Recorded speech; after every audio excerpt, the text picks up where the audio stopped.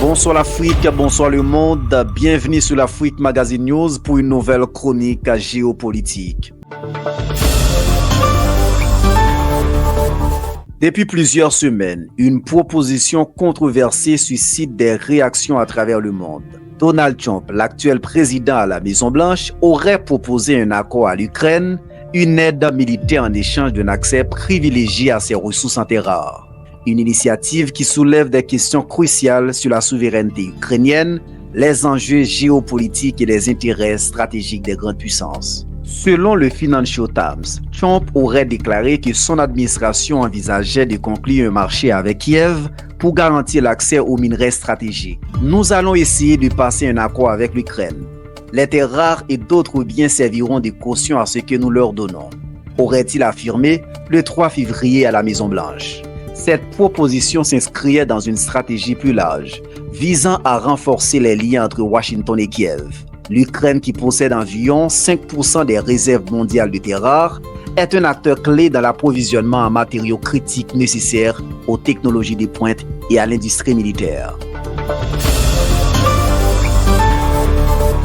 En pleine guerre avec la Russie, elle a un besoin urgent d'armement, tandis que les États-Unis cherchent à sécuriser l'accès à ces ressources pour contrer la dépendance mondiale vis-à-vis de la Chine, leader incontesté du secteur. L'annonce a immédiatement suscité des critiques. Le chancelier allemand, Olaf Scholz, a dénoncé une approche qu'il juge égoïste. Pour lui, ces ressources devraient avant tout servir à financer la reconstruction de l'Ukraine et non être utilisées comme monnaie d'échange pour obtenir une aide militaire. La question est que l'Ukraine puisse financer sa propre construction, a-t-il déclaré après un sommet européen à Bruxelles. Du côté de la Russie, Dmitry Peskov, porte-parole du Kremlin, a comparé cette initiative à une tentative de marchandisation de la guerre. Si l'on appelle les choses par leur nom, il s'agit d'une offre d'achat de l'aide, c'est-à-dire de ne plus la fournir gratuitement, mais sur une base commerciale.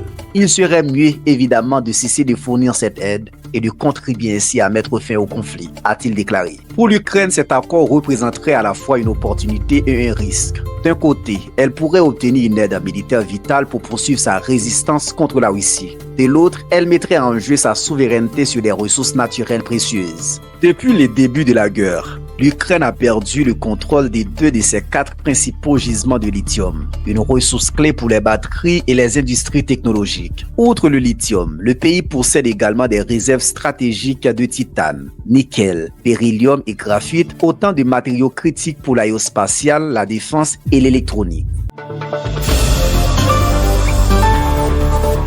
Dans ce contexte, plusieurs questions restent en suspens. Jusqu'où l'Ukraine est-elle prête à aller pour garantir le soutien américain? Ce type d'accord fragiliserait-il ses relations avec l'Union européenne, principal bailleur de fonds de sa reconstruction? Quelles seraient les implications à long terme sur son indépendance économique? L'idée d'une aide militaire conditionnée à l'exploitation des ressources naturelles pourrait transformer radicalement la dynamique de l'aide internationale. En attendant une confirmation officielle de cet accord, la communauté internationale observe avec attention les prochaines décisions de Kiev. Ce qui est certain, c'est que les enjeux dépassent largement la simple question de l'aide militaire. Il s'agit d'une négociation qui pourrait redéfinir les équilibres géopolitiques et économiques de l'après-guerre. Alors l'Ukraine doit-elle céder ses richesses en échange de son avenir militaire? Un pari risqué qui pourrait façonner l'avenir du pays bien au-delà du conflit en cours. N'oubliez pas de liker, de commenter, de partager et surtout de vous abonner pour ne rien manquer de nos actualités. À bientôt pour une nouvelle chronique avec Wesley. Ciao!